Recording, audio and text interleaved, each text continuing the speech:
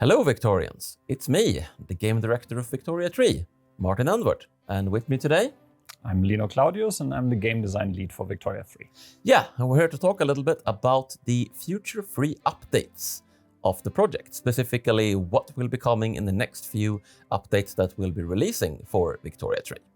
Of course, we already talked about this in Dev Diary 124, right before the summer break for the project, but we wanted to have a little sit down and have a little bit more of an in-depth discussion about the points on the free update plan, what we plan to do with them, what we don't plan to do with them, and just generally try to give you a bit more information on what you can expect to see in the next year or so from the project. So the first thing we want to talk about today is the Navy.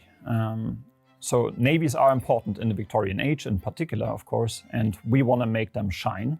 We're not quite there yet, so we really want to invest some time into making the Navy a lot more meaningful. And we want to do that with a various range of things that we want to do, right? So supply should play a much bigger role, right? And we want to turn ships into actual ships that you can build and equip and so on. And the goal behind all of this is really to make a customizable Navy that suits your purpose, right? So if you want to control the whole globe, as Great Britain, for example, you will need a very different Navy than, for example, let's say, playing as Brazil, controlling the southern part of the Atlantic. Yeah, I mean, navies at the time had a very different kind of purposes. Some, like Great Britain, obviously designed their navy for global domination.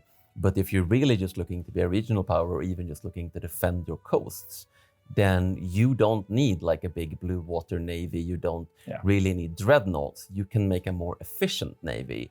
You can put your resources where it really counts. And that's a thing we would really like to introduce into the game. So, but of course, there's other areas of the military that we should improve on further.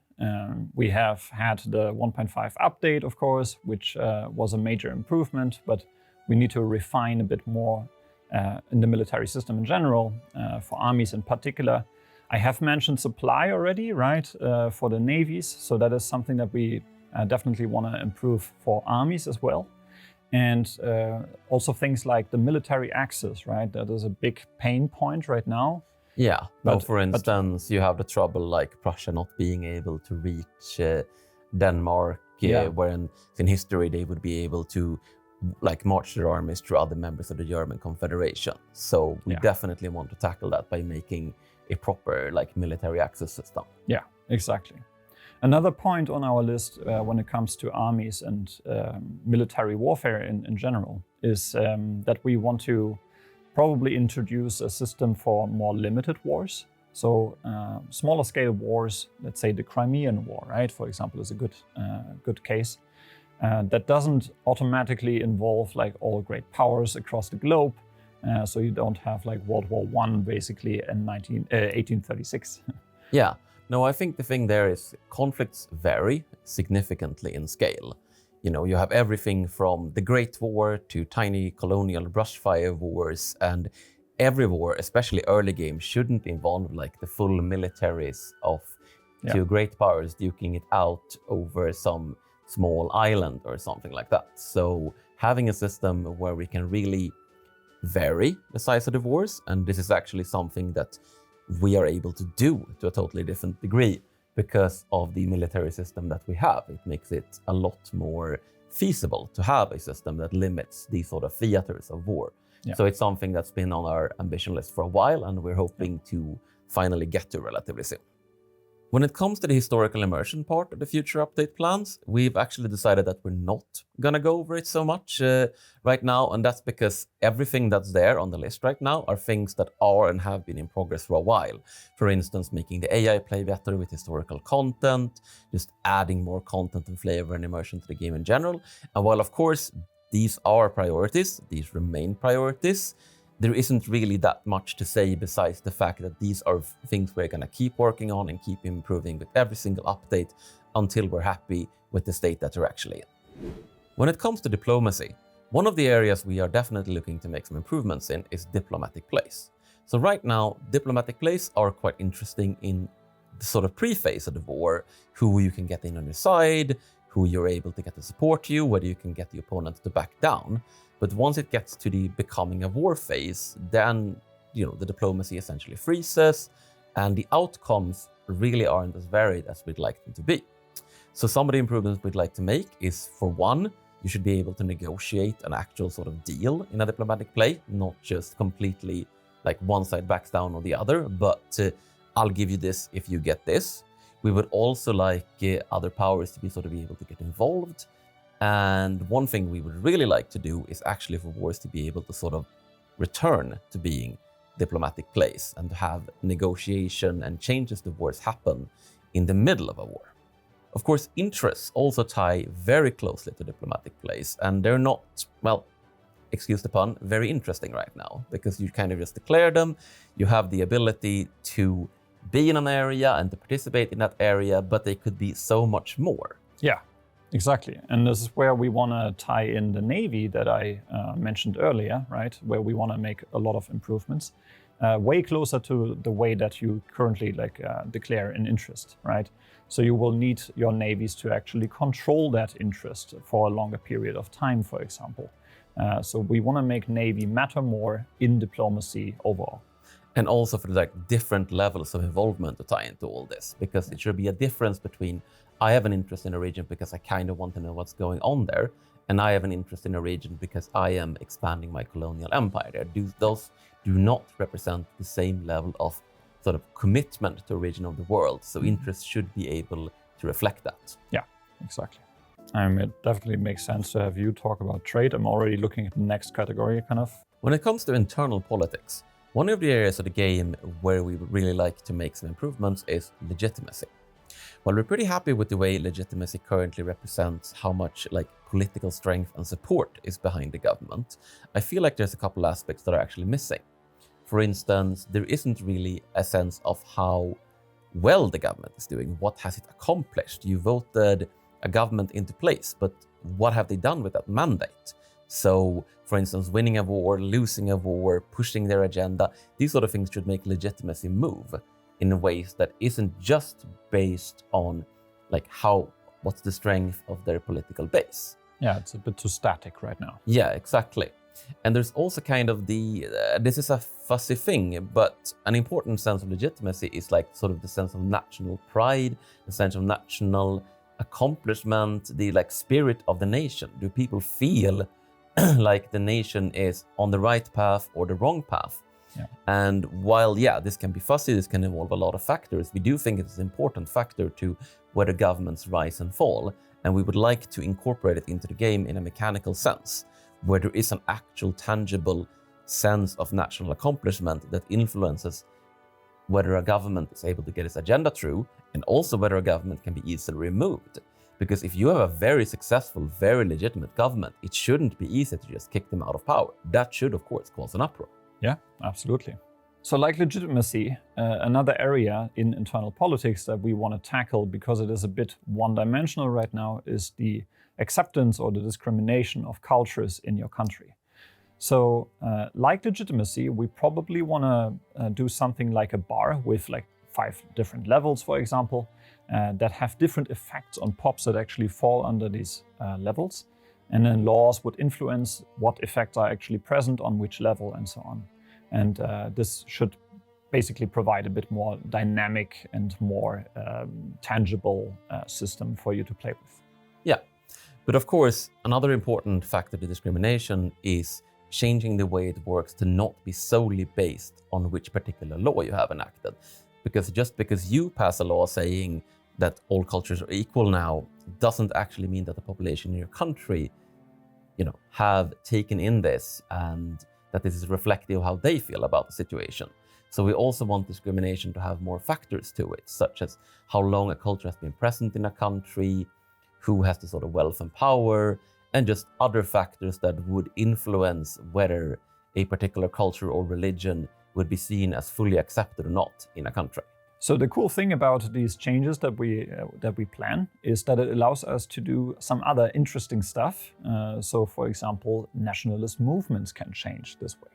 Yeah, in general, we actually want to do quite a few changes to political movements, where instead of political movements simply being a bunch of people who want a single law enacted, we want them to be representative of sort of broader forces across your country, whether those are supporters of a particular culture, a nationalists, the religious movements, ideological movements, and to be sort of more sticky. So instead of the abolitionist movement, for instance, just being a bunch of people who want, go in and change one particular law, they're going to be more of a long-term force potentially in your country, depending on whether the conditions are right for them to appear and stay. And they might play a role in influencing your interest groups and determining which ideologies pop up in your interest groups, because that's of course something we want to improve as well, like the overly random nature of which ideologies appear in your interest groups. And we feel this is a very good sort of opportunity to tie all this together. So you can see that this particular movement is strong in your country, and this might tie totally into the discrimination mechanics. They influence an interest group, and this in turn results in a particular ideological outcome inside that interest group. So it's all very interconnected. Besides these 4 major categories, we do also have a couple other points at the end. The first one of which would be trade.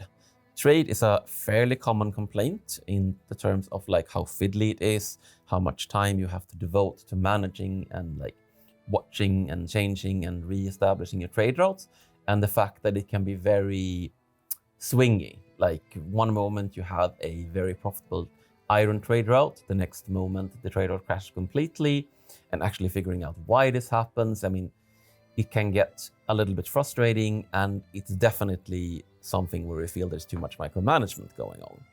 So we do want to change trade. We are looking at different solutions. The way we want to solve it is ideally by doing something like autonomous investment, where POPs step in much more into the trade, but of course without taking away the agency for governments to trade resources, because that is also something that happened a lot in the era.